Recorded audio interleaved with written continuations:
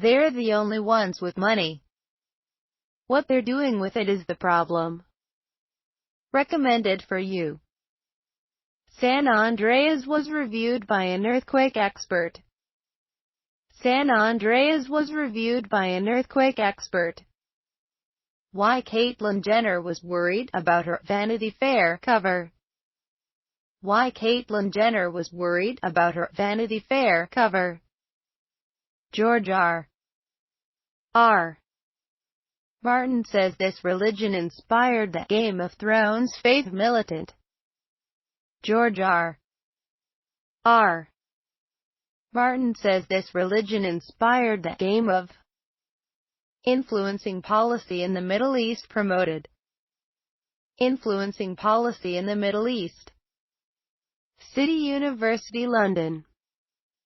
Sponsored links by. More than 5 years into an economic recovery, a lot of Americans still don't feel like they've made up the ground lost since the last recession, never mind getting ahead.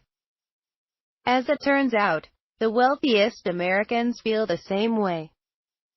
That's a problem for the rest of us because they're pretty much the only ones who have any money to spend these days, and when they don't spend, the entire economy slows to a crawl. The math isn't hard to figure out.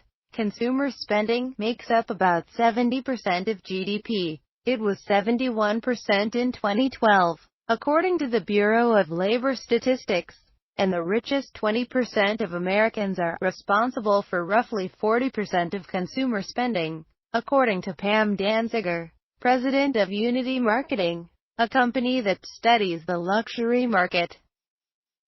So when that top tier pulls back, it has outsized repercussions.